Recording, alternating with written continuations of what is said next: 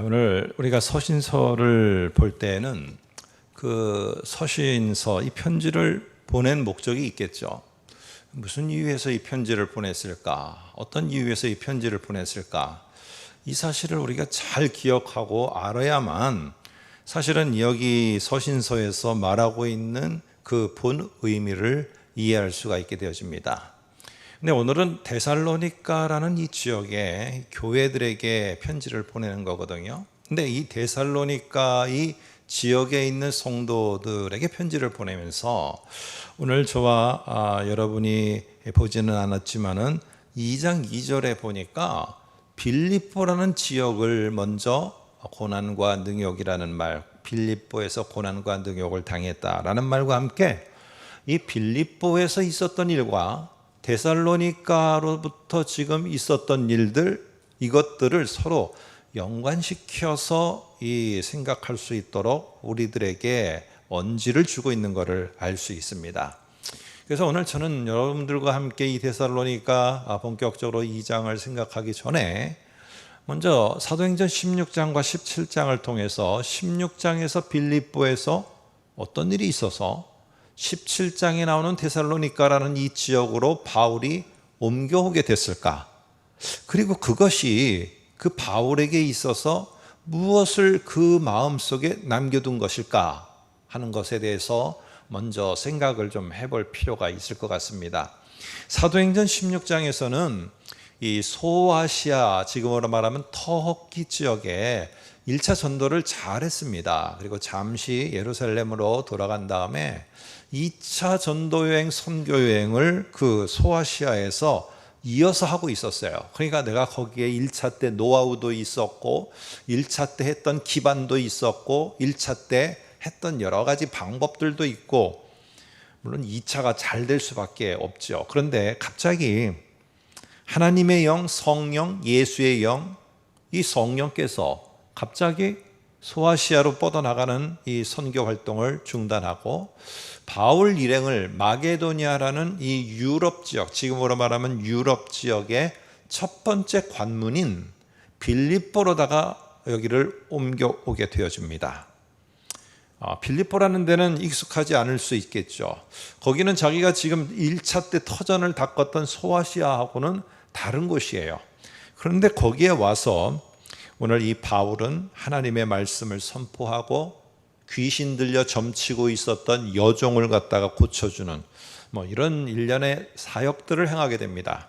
그런데 이 사역을 한 결과는 무엇이냐 하면은 그 동네 사람들한테 이상한 풍속을 전한다는 이러한 이유를 들어서 그 동네 사람들이 이 바울을 고소를 하는 겁니다. 이 바울 일행을 고소를 하게 되고, 그리고 모진 매를 맞고 감옥에 갇히게 되고, 이런 일을 겪고 난 후에 이제 감옥에서 풀려나서 바울 일행은 그 후에 2군데의 경유지를 거친 다음에 데살로니가라는 이 지역으로다가 옮겨오게 된 것입니다. 자, 그런데 한번 2장 2절을 볼까요? 빌립보에서 어떤 일들이 있었는가? 그 일들은 다 헛된 것인가? 보면은 여기에서 자기가 복음을 전하고 귀신 들린 여종도 고치고, 이러니까 뭔가 큰 역사도 일어나고, 거기에 안디옥 교회처럼 자기와 같은 선교사도 파송을 하고, 뭔가 교회 기틀이 탄탄하게 세워지고, 아니 이런 일들이 일어나야 되는데 괜히 이유 없이, 이유가 있었겠죠. 그런데 거기에 고소당하고 매를 맞고 그리고 감옥에 갇히고 데살로니가로 온 이 모든 일들이 그러면 정말 헛된 일일까? 한번 2장 2절을 볼까요? 바울이 이렇게 말합니다.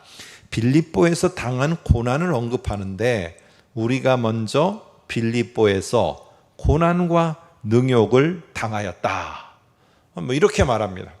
그러니까 세상에서는 바울이 지금 당한 고난과 능욕을 보고 그가 했던 이 빌립보에서의 일들은 헛된 일이다. 이건 실패야. 이건 패배야. 이렇게 평가할 수 있었겠죠. 그러니까 바울이 지금 빌립보에서 했던 수많은 것들 속에서 가장 핵심이 오늘 세상 사람들 눈에는 뭐가 크게 보이느냐? 고난당하고 능욕당한 게 이게 크게 보이는 거예요. 오늘 바울은 그러나 보이는 상황이든 보이지 않는 상황이든 내가 소아시아에서 잘 나가던 것을 갑자기 멈추게 됐던, 내가 사업이 잘 나가다가 갑자기 중단되고 어려움에 처하게 됐던, 내가 직장 생활을 잘하고 있는데 이런저러한 소리들에 의해서 직장 생활이 힘들어지고 내 마음이 썩어 들어가고 이런 일들이 있던, 내가 감옥에 갇혀서 억울하게 매질을 당하고 감옥에 던져졌던 이 모든 순간을 바울은 어떻게 했느냐 하면은 기회로 다가왔어요. 이게 내가 지금 실패하고 있고 헛된 일이다라고 생각이 되게끔 한 게 아니라 오늘 바울은 그 상황에서 말씀을 전할 기회로 삼았어요. 그래서 그는 낯선 땅 빌립보로 왔어요. 소아시아 지역은 1차 때 자기가 했던 땅이기 때문에 익숙한데 그런 곳이 아닌 마게도니아라는 유럽 지역으로 오게 됐어요. 오늘 그러나 그 속에서 바울은 기도하기 위해서 빌립보 강가를 나가게 되고 거기에서 여인들이 있는 것을 보게 되고 그들에게 말씀을 전하게 됩니다. 근데 그곳에서 한 여인 루디아가 말씀을 듣고 있었고 마음을 열게 되고 그가 예수를 믿고 그와 그녀의 집이 세례를 받게 되어집니다. 여러분, 모든 상황이 사람들은 헛되다, 의미 없다, 실패다 하는데 오늘 바울은 그러는 상황에서 뭘 했느냐 하면은 아니다. 여기에는 뭔가 내가 하는 것이 있고 내가 기회로 삼을 수 있고 여기에 뭔가 시작할 것이 있다라고 바울은 본 것입니다.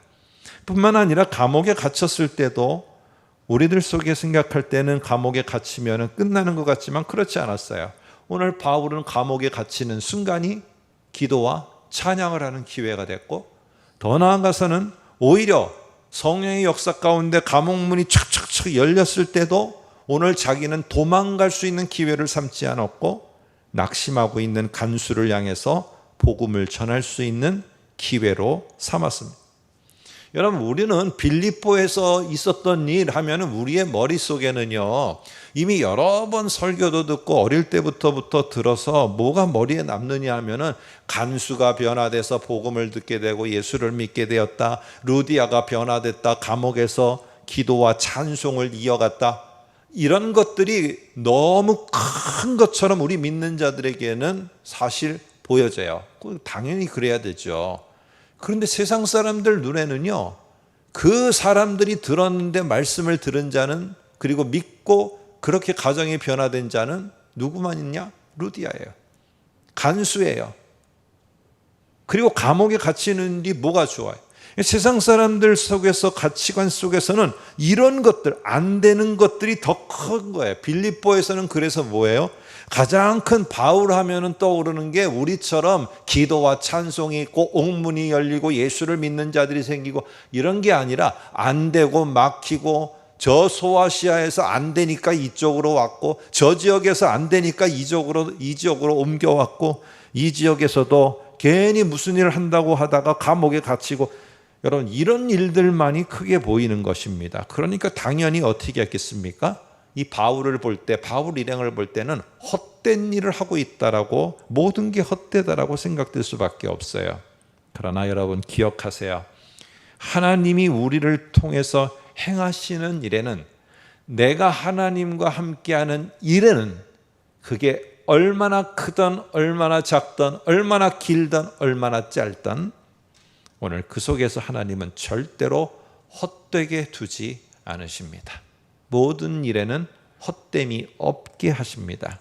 하나님은 결국에 그 한 사람이라고 그냥 대수롭지 않게 여겼던 루디아와 한 사람이라고 대수롭지 않게 여겼던 간수와 이 가정들을 통해서 빌립보 교회가 세워지게 되고, 빌립보 교회는 결국에 로마 감옥에 이 바울이 갇히게 되었을 때 이 로마 감옥에 갇힌 바울을 수종드는, 봉양하는 그 교회가 되어집니다. 여러분, 하나님이 우리에게 향해서 하실 때 우리가 하는 하나님 앞에 정말 하는 하나하나의 작은 것 하나, 하나님은 절대로 그것을 헛되게 끝내게 하지 않으시는 분이에요. 않으시는 분이에요. 오늘 이 자리가 어떤 분에게는 하나의 습관대가 될 수 있지만 누가 압니까? 이 드렸던 예배의 자리가 나의 인생의 끝이 되는 사람도 있을지, 우리의 짧은 하나의 시간, 짧은 이 한 시간 속에서도 하나님은 절대로 결코 헛된 일로 끝내게 하시지 않으시는 분이에요. 예수님을 향해서 세상 사람들이 봤을 때 예수님에 대한 마지막 모습은 뭐였습니까? 고난과 죽음이었어요.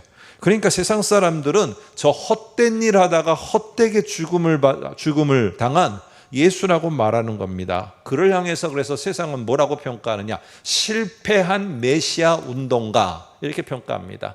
그를 따랐던 모든 제자들은 다 뭐 하느냐? 실패한 메시아를 따르다가 다 헛된 일을 쫓다가 다 실패한 자들. 이게 제자들에게 달린 그러한 평가입니다. 그러나 하나님은 그대로 그러지 끝내셨습니까? 아니에요. 헛된 일이 아니고 하나님은 죽음에서 예수님을 일으키셨고요, 구원을 성취하셨고 결국 승리의 계가를 부르게 하셨어요. 오늘 우리가 하루를 힘들다고 살아가고 있습니다. 힘든 하루를 보내고 있어요. 그러나 힘든 하루 속에서도 작은 것을 소홀히 여기지 않아야 됩니다. 작은 것 하나, 아침을 시작할 때 눈을 떴을 때 주 하나님이여 아침마다 당신이 나에게 새롭습니다. 이 한마디를 외치는 것 자체, 작은 것을 소홀히 여기지 않고 평범한 오늘이지만 평범한 오늘을 소중히 여기면서 내가 하루하루 그렇게 살게 될 때 하나님은 절대로 그 모든 것들이 헛되다고 생각되지 않게 정말 가치 있는 일로 하나님은 만들어 가십니다. 이게 지금 오늘 2장 2절에서 우리가 먼저 빌립보에서 고난과 능욕을 당하였다라고 말하면서 우리가 당한 고난과 능욕만 왜 자꾸 보고 그것을 우리를 향해서 헛된 일을 하고 있는 자들처럼 생각을 했느냐 하는 것에 대해서 말을 하고 2장 2절 뒷부분을 보시면은 이렇게 말을 합니다. 우리가 먼저 빌립보에서 고난과 능욕을 당하였다. 그리고 원문에는 여기서 끝납니다. 그리고 그 다음에 접속사 그러나 우리는 하나님을 힘입어 많은 싸움 중에 하나님의 복음을 우리는 너희에게 전하려고 지금도 왔다. 빌립보에서 실패해서 데살로니가로 온 게 아니라 너희에게 복음을 전하기 위해서 너희에게 왔다라고 말합니다. 그런데 이렇게 데살로니가로 온 이 바울 일행은 그러면 데살로니가에서는 뭔가 좀 롱런 하면서 좀 길게 사역하면서 교회도 세워지고 거기서 뭔가 좀 뿌리도 내리고 선교 활동도 하고 거기에 기초로 해서 많은 하나님의 일들을 했을까요? 사도행전 17장에서 빌립보에서 그렇게 못했던 바울이 데살로니가에 왔는데 데살로니가에서는 어떤 일이 벌어졌느냐? 한번 사도행전 17장 2절을 화면을 통해서 보겠습니다. 이 데살로니가로다가 어렵고 힘든 그 빌립보에서의 생활을 청산하고 경유하여서 데살로니가로 왔는데 17장 2절 보니까 바울이 자기의 관례대로 그들에게 들어가서 새 안식일에 성경을 가지고 강론하며, 우리로 말하면은 주일날 3번만 딱 뭐 했느냐? 하나님의 말씀, 복음을 3번만 전했어요. 3번만. 그래서 어떤 사람은 이 데살로니가에 3주밖에 있지 않았을 것이다 라고 사람들은 요거에 근거해서 말합니다. 그런데 사실은 그런 것은 아닐 것입니다. 오늘 이 데살로니가에서 3번 강론을 했지만은 그 강론을 한 다음에 설교를 한 다음에 이들의 관습은 뭐냐면은 궁금하니까 묻는 거예요. 그럼 답을 해주고 묻고 답을 하고, 그리고는 데살로니가에 잠시 머물고 있는 동안에도 이 바울은 일을 했어요. 자기가 자비량으로. 그런 걸로 봐서는 대략적으로 3개월 남짓하게 머물렀을 것으로. 그러나 중요한 것은 무엇이냐면은 17장에 말하고 있는데 내가 말씀을 정말 정식적으로 전한 거는 3번밖에 없었다는 거예요. 그게 뭐예요? 짧았다는 거예요.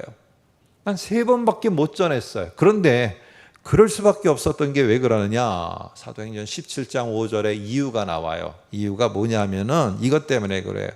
그러나 유대인들은 시기하여 저자의 어떤 불량한 사람을 데리고 떼를 지어 성을 소동하게 하여 이 바울 일행을 백성에게 끌어내려고 찾았다.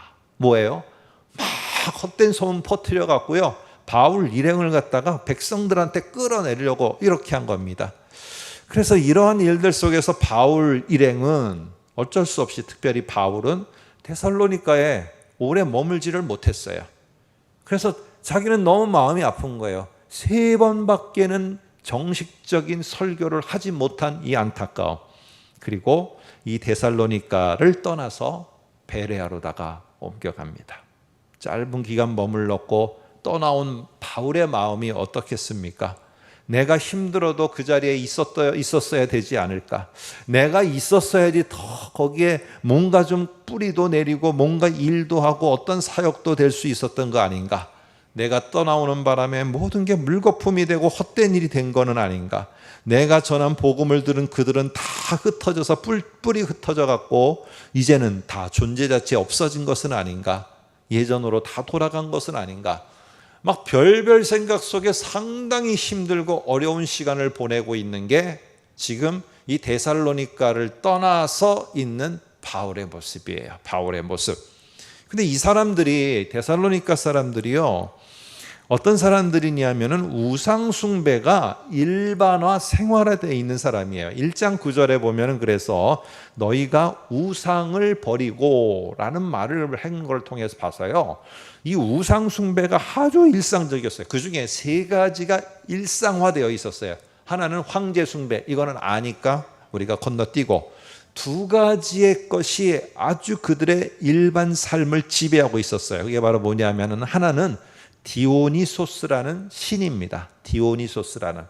그래서 이 신 형상을 지금도 조각품으로다가 이렇게 만들어진 게 있는데, 뭐 여러분들이 인터넷에 찾으시면 됩니다. 근데 여기에 강조하는 어떤 조각상을 보면 강조하는 게 뭐냐면은 이 신상의 강조점은, 심볼은 뭐냐 하면은 좀 부끄러운 얘기지만 남자의 성기입니다. 성기.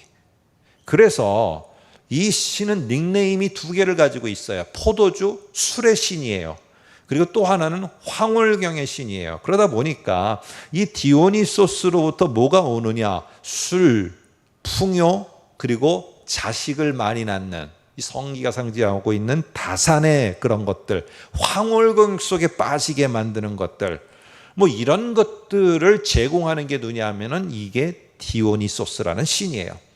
그게 당연히 그렇게 되려면 뭐가 있느냐? 술이 있고 음란함이 있고, 그러면서 황홀경에 빠지고 이러는 일들을 갖다가 자꾸만 데살로니가에 있는 사람들을 부추겨서 그렇게 하는 거예요. 그래서 그런 일들을 통해서 자기네들은 풍요를 얻고, 소위 말해서 황홀경에 빠지게 되고 다산, 많은 것들을 얻게 된다는 이 생각이 그들에게 있어서는요, 일상화되었어요. 일상화. 그러니까 오늘 바울이 나중에 이런 음란함, 이런 부분들을 오늘 이 데살로니가 전서에서 언급을 하게 되는 겁니다. 하나는요, 또 하나, 이 어려운 층에 있는, 소위 말해서 중산층 이하에 있는, 아니 좀 극빈층에 있는 사람들 속에 뭐가 있었느냐 하면 카비루스라는 이 영웅이 있었습니다. 카비루스라는 영웅이 있었는데, 이 영웅은 자기들이 어려운 사람들을 정말로 생전에 있을 때 기적을 베풀고, 그리고 그들을 돌보고 이렇게 했던 사람이에요. 근데 그가 죽게 되자 어떻게 됐느냐 하면은, 이 사람들 마음속에 뭐가 있었느냐 하면은, 이 사람은 장차 부활할 것이고 재림할 것이고 신분을 철폐하고 영광과 평화를 자기들에게 가져다 줄 것이라고 믿었어요. 자 보세요. 이 사람들 속에도 부활이 있었고 재림도 있었고, 그리고는 그 속에 영광과 평화도 있었어요. 근데 그걸 가져다 주는 자가 누구냐? 카비루스라는 사람이에요. 이러다 보니까 바울은 복음의 핵심으로다가 나중에 뒷부분에 가시게 되면은, 4장 이후에 보게 되면은 바로 뭐가 나오느냐면은, 아니다, 부활의 실체, 강림의 재림의 실체, 그리고 우리에게 최종적인 구원을 가져다 주는 분은 카비루스라는 그 영웅이 아니라 예수다, 예수, 이렇게 했어요. 그런데 오늘 그들의 삶에 있어서는 부활과 재림, 신분철폐 이거를 하면은 누가 떠오르느냐? 카비루스가 떠오르는 거예요. 그런데 내가 지금 3번밖에는 예수에 대해서, 예수의 부활과 예수의 이 재림에 대해서 말하지 않았어요. 그런데 그들이 그거를 끝까지 잘 지키고 있을까? 나중에 4장 뒤에 가면은 니네가 믿음을 잘 지킨 거 너무나 고맙다. 그런데 부활과 재림, 예수의 부활하심과 재림도 끝까지 지켜야 돼. 이거 카비루스에게 니네가 획가닥 변경하면 안 돼. 꼭 지켜라. 그래서 부활과 재림에 대한 이야기도 서신에 언급하는 거예요. 그러니까 이들의 삶은요, 이렇게 다 자기네들의 나름대로의 뭔가가 있었어요. 그런데 거기에 예수를 주로 고백하고 예수가 부활하시고 예수가 재림하실 것이라고 이거를 믿고 살아간다는 거예요. 내가 3번밖에 설교 안 했는데, 아니 이들이 그걸 믿고 받아들이고 그렇게 살아갈 수 있을까? 오늘 참으로 답답한 거예요. 내가 그 자리에 없기 때문에, 내가 못했기 때문에, 내가 그거 안 했기 때문에 이게 어떻게 됐을까? 그래서 오늘 디모데를 보내서 그 상황을 알아보고 믿음을 견고하게 좀 해라 라고 하면서 디모데의 제자를 보냅니다. 3장 5절을 볼까요? 이렇게 말합니다. 나도 참다 못하여 너의 믿음을 알기 위하여 그를, 디모데를 보내었노니. 그런데요, 이 디모데가 지금 가지고 온 소식은 뭐냐면, 지금처럼 전화가 있으면 핸드폰으로 툭 해서 하갖고 동영상 찍어서 보내면 되는데 그게 아니니까 디모데가 돌아와서 하는 이야기가 뭐냐면은 바울이 생각한 거하고는 전혀 다른 일이 벌어졌어요. 3장 6절을 보니까 이렇게 말합니다. 디모데가 너희로부터 와서 너의 믿음과 사랑의 기쁜 소식을 전하였고, 우리가 1장을 빌리면은요, 믿음의 역사가 일어나고 막 사랑으로다가 똘똘 뭉쳐서 서로가 돌보는 일들이 벌어지고, 아니 나는 3번밖에 설교를 안 했는데, 아니 이게 일이 도대체 어떻게 된 일인가? 이게 도대체 뭔 일인가?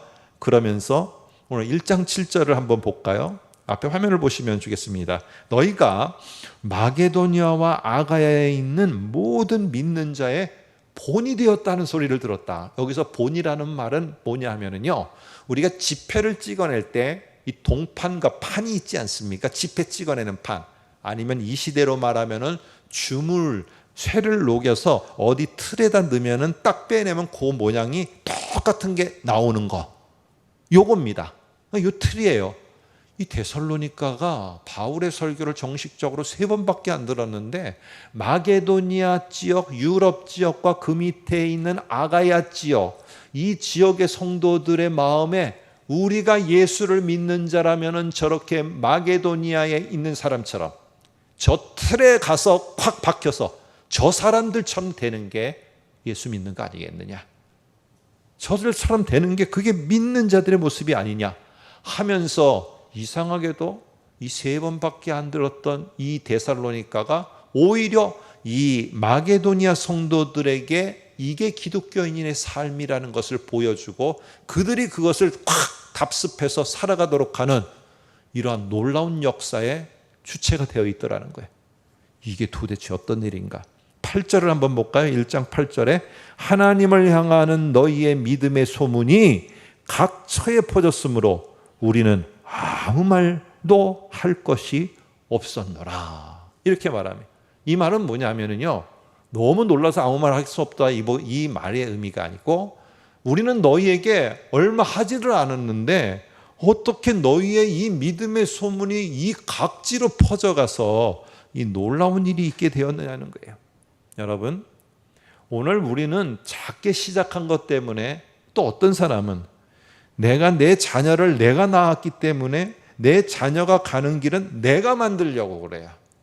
이 일은, 사업은 내가 시작했으니까 내가 만들려고 해요. 그러다가 이상하게 상황에 맞닥뜨려 갖고 내 뜻대로 안 돼요. 자녀도 내 뜻대로 안 되고, 일터도 내 뜻대로 안 되고, 직장 생활도 내 뜻대로 안 되고, 평안의 위로를 얻을까 해서 교회를 왔는데 교회에서도 그것이 되는 것이 또 아니고, 이렇게 되어지게 될 때 상당히 갈등을 하게 되어집니다. 고민을 하게 되어져요. 그런데 오늘 바울이 너무 소가리를 많이 했을 것 같아요. 어떻게 할까? 이 데살로니가 교회가 어떻게 됐을까? 했는데 이게 보니까 내가 생각한 거하고 전혀 다른 놀라운 일이 벌어진 겁니다. 바울은 알았습니다. 그래서 하나님께 감사하노니 라는 말을 오늘 1장에서 오늘 바울이 한 겁니다. 그래서 내가 하나님께 너무 감사한다. 내가 해야 되는데, 내가 없어서 내가 그렇게 해야 되는 데가 아니라 하나님이 하시는구나. 하나님이 하시는구나.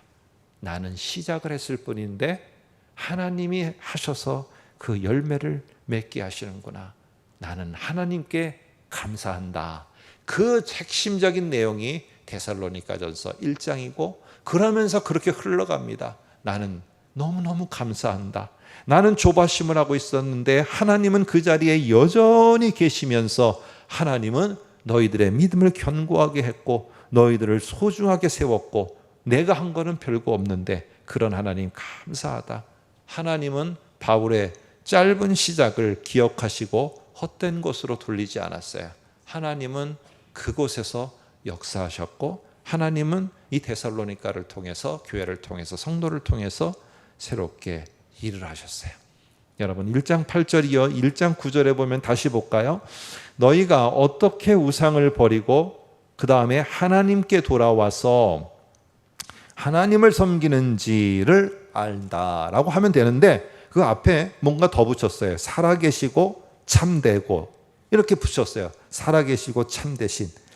이게 데살로니가 지역에 있는 사람들은 진짜 살아있는 신이고 지금도 여전히 살아서 곧 부활해서 재림해서 우리를 도울 자를 누구로 믿고 있었느냐? 디오니소스 카비루스. 하나 더 황제. 그래서 황제의 상을 세워놓는 이유가 뭐냐? 황제가 지금 이 자리에 없지만은 이 상이 있는, 이 황제의 우상이 있는 이곳에 황제가 통치를 하고 있다라고 믿는 거예요. 그러니까 살아있고 참되다라고 믿는 모든 것들이 이제는 뒤집어졌어요. 뭐냐?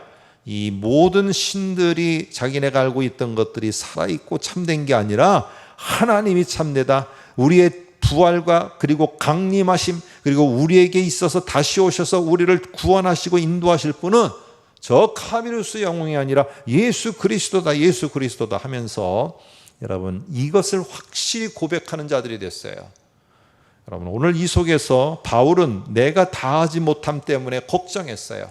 그러니까 막 조바심이 일어나는 겁니다. 막 답답함이 일어나는 거예요. 이게 내가 뭐 했는데 잘 돼야 되는데, 근데 하나님은 바울이 떠난 그 자리에서도 여전히 그곳에 계셨고 바울이 시작한 일들을 귀하게 여기셔서 어떤 상황에서도 바울이 시작했던 하나님 앞에서 부름을 받아 했던 그 일을 헛되게 끝나지 않고 열매로 맺게 하셨어요. 그래서 그 사실을 다시 기억하며 편지에 이 내용을 넣습니다. 2장 1절에 이렇게 말합니다. 한번 볼까요?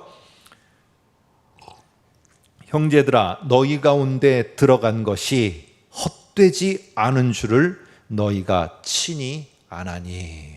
데살로니가에 있어서 그 짧은 시간 머물렀던 것들이 절대로 헛된 것이 아니었다는 것을 알게 됐어요.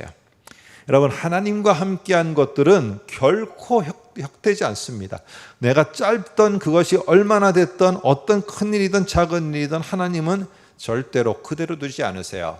그 한 중요한 이 바울의 고백이 13절에 나옵니다. 2장 13절. 오늘 저와 여러분이 읽었던 본문이 한번 잘 동그라미를 쳐시고 내가 참 힘들고 내가 이것밖에 안 될까? 내가 이렇게 했는데 왜 이렇게 가로막혀 이렇게 됐을까? 헛된 일은 아닐까?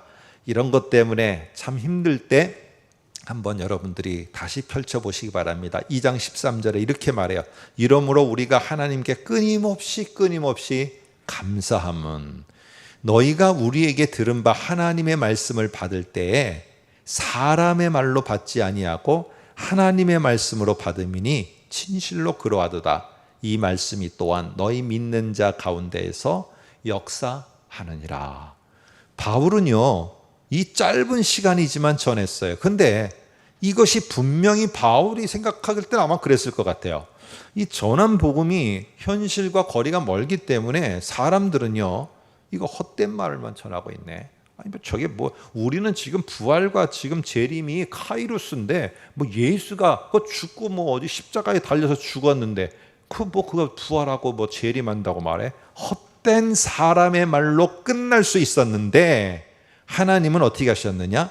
우리에게 들은 바 그 말씀을 너희가 받을 때에 사람의 말로다가 받아서 헛된 것으로 여기고 내던지지 않게 하셨고 하나님의 말씀으로 그것을 놀랍게 받게 하셔서 너희가 믿음을 갖고 믿음 가운데 하나님이 역사하시도록 하나님이 만드셨다. 오늘 하나님은 절대로 바울이 한 짧은 메시지의 선포였지만 그것을 헛된 것으로 끝나지 않게 하셨어요. 오늘 저와 여러분들이 여기 앞에 플랜카드가 걸쳐진 것처럼 우리가 함께 모여서 짧은 시간이지만 함께 기도하고 나갈 때 하나님께서는 그 작은 몸부림치는 모습을 결코 헛되지 않게 하시는 분이에요. 절대 헛되지 않게 하세요. 내가 힘들고 어려워 인생의 밑바닥에서 허우적거리고 아침마다 새로운 게 아니라 아침마다 너무너무 사망의 음침한 골짜기를 걸어가는 하루를 시작하는 그 힘든 시간 속에서 하나님을 붙잡고 하나님께 울부짖었던 그 시간들과 그 기간들을 하나님은 절대 모른다 하지 않으세요. 하나님은 반드시 기억하세요. 하나님은 반드시 기억하시고 하나님은 그것을 통해서 믿음의 역사 이루어 가십니다. 제가 보다가 한 좋은 그 사자성어라고 할까요? 하여튼 말이 있어서 한번 여러분께 소개합니다.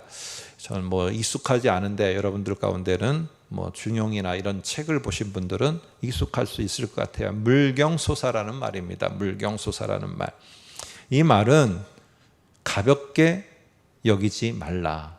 뭐뭐하지 말라. 물, 경, 가볍게 여기지 말라. 소, 작은 것들을, 일, 작은 일들을 가볍게 여기지 말라. 이 말에는요, 배에 구멍이 났어요. 조그마한 구멍이 났는데 이거를 가볍게 여기다가 나중에 배가 가라앉을 수가 있다. 이런 방향으로도 쓸 수 있지만은 뭐 중용이나 이러한 중요한 것을 가르칠 때는 그러한 방향보다는요, 작은 일에 니네가 가볍게 여기지 않고 정성을 다한다면은 작은 일에 정성을 다한 것이 너희 몸 밖으로 드러나게 되어지고 몸 밖으로 드러나는 그것을 통해서 사람들이 변하고 세상이 바뀌게 된다. 그래서 작은 것들에 대해서 너희가 소중하게 생각하라. 그런데 사실은 우리보다 더 소중하게 생각하시는 분이 하나님이에요. 작은 것에 하나님은 헛되게 끝내게 하지 않으십니다. 여러분, 그 미국의 그 해외 선교가 시작되는 그러한 기점이 있었어요. 어떤 사람들은 생각할 때 해외 선교, 미국의 해외 선교가 시작됐대 하면은 막 그 미국의 선교에 관심 있는 교회들의 수장들이 모여서 막 회의를 하고 뭐 이렇게 해서 이 미국의 이 세계 선교, 그러니까 해외로 나가서 선교하는 것들이 시작되었을 것이다. 이렇게 생각할 수 있지만은 아니에요. 미국이 해외 선교가 시작되는 것은 너무나도 작은 일에서부터 시작됐어요. 1806년에 건초더미 기도 모임이라는 게 시작됐습니다. 미국 선교의 첫 마중물이었어요. 이게 뭐냐 하면은 그 사무엘 밀즈라는 청년과 친구 한 5명이 모여서 나무 밑에서 우리가 선교를 위해서 기도하자라고 하면서 기도하고 있었어요. 기도하고 있었는데 비가 막 내리기 시작한 겁니다. 그러니까 너무 급하니까 이 몇 명의 이 젊은 친구들이 건초더미 밑으로 내려갔어요. 그래서 그들이 기도를 하기 시작했어요. 근데 그 마음속에 너무 뜨거움을 주면서 우리가 우리나라만 아니라 저 가보지 않은 저 민족들을 향해서 나아가야 된다는 그 마음을 갖고 이 젊은이들 몇 명이 6명이 기도를 하기 시작했어요. 근데 그 기도가 1807년까지 1년 동안 지속됐어요. 이게 세계 선교를 향해서 해외 선교를 향해서 미국의 선교가 문을 열게 된 계기였어요. 너무 간단하지 않아요? 거기에 뭐라고? 5명이 6명이 기도한 게 뭐라고? 하지만 하나님은 그 놀라운 꿈과 비전을 갖고 기도한 6명을 보시고 미국의 해외 선교의 문을 여시기를 시작하셨어요. 사랑하는 성도 여러분, 오늘 끝으로 우리 이사야 55장 10절 11절을 함께 보고 마치겠습니다. 한번 화면을 보시기 바랍니다. 이는 비와 눈이 하늘로부터 내려서 그리로 되돌아가지 아니하고 땅을 적셔서 소출이 나게 하며 싹이 나게 하여 파종하는 자에게는 종자를 주며 먹는 자에게는 양식을 줌같이 내 입에서 나가는 말씀도 그리하리라. 내가 하나님께 부르짖는 짧은 이 기도도 그리하리라. 내가 하나님께 섬기는 보이지 않는 곳에서의 작은 섬기도 그리하리라. 내가 아직 보이지 않지만은 내 마음에 갖고 하나님께 울부짖는 이 눈물의 시간도 그러하리라. 이와 같이 헛되이 내게 돌아오지 아니하고 나의 기뻐하는 뜻을 이루며 내가 보낸 일에 형통함이니라. 하나님은 저와 여러분들의 눈물을 기억하고 헛되지 않게 하십니다. 하나님은 여러분이 외치는 이 짧은 기도를 헛되이지 않고 기억하십니다.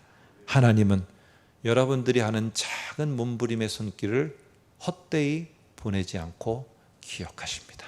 기도하겠습니다.